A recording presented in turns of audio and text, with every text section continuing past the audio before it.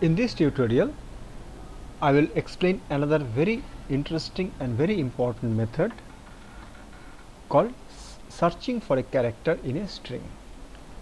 So this method helps us to find out the position of a particular character in a string. Let me explain by writing a small program. I define a string object called string1 and I initialize it with this string called Java is an object oriented programming language, and I hope by now all of you know that Java is an object oriented programming language. So what I wrote is correct. Okay, now if you see in this string the letter O appears in multiple positions. So my objective will be to find the position of character O in this string. Now it is first appearing here, next appearing with oriented, and then it is appearing in the middle of the word programming as a third character of the word programming, PRO. So first to find out the first position of character O, that means first occurrence of the character O. To know that, we use the method called indexOf. Now this method indexOf can be used in two different ways. First let me show the first one where you can find the first occurrence of a character. That is the easiest one.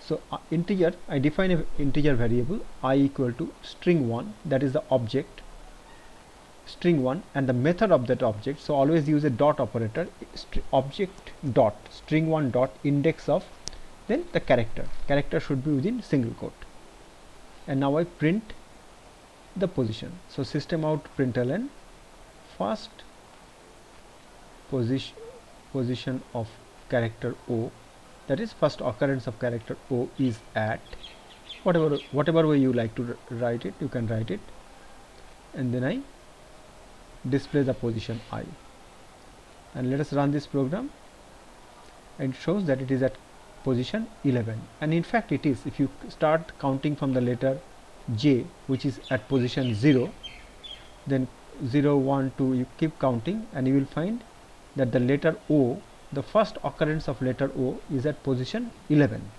So this is correct. Now we know that this letter O is appearing in multiple locations.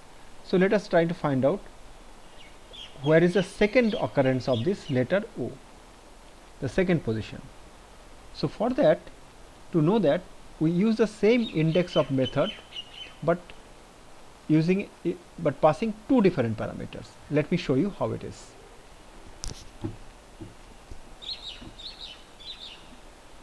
I don't need to define integer because integer is already defined.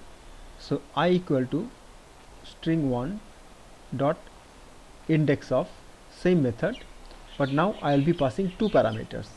The first parameter will be the character which I am trying to find, and the second parameter will be from which position I am trying to find. So already I found the first character is at position 11.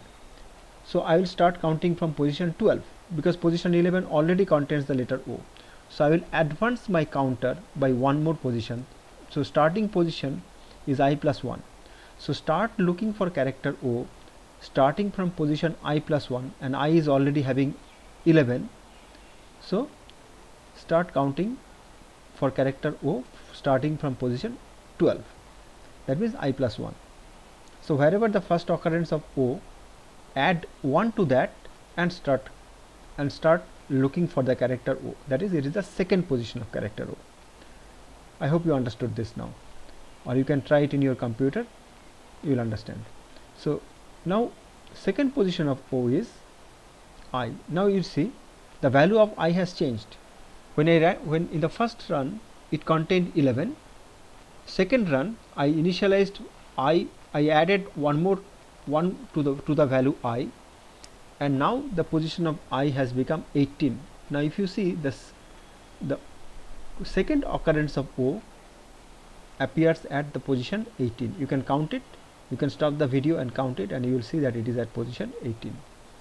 Now there is another character O. Let us see where it is.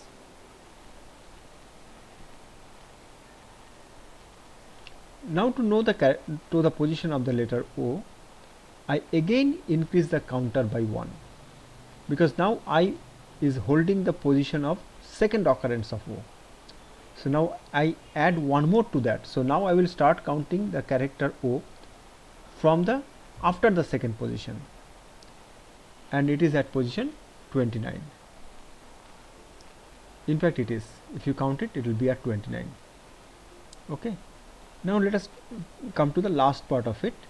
I want to find out the last position of the character O, which should be 29, because there are only 3 characters, 3 positions. O is occurring only at 3 positions, and the last position is at 29. But to know the last position, I will be using a different method here. I will be using the method called last index of. The advantage of last index of is that you do not need to pass the second parameter.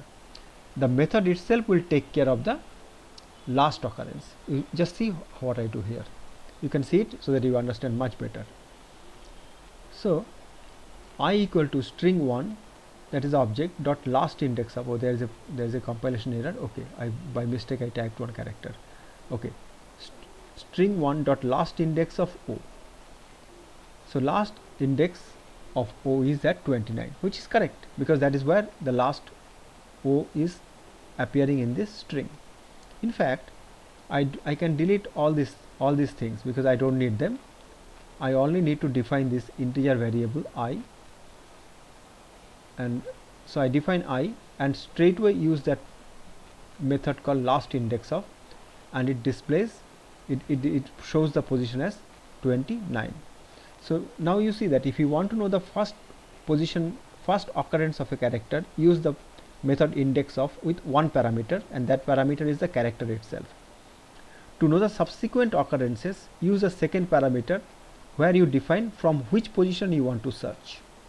And to know the last occurrence of a character, use the method called last index of and pass the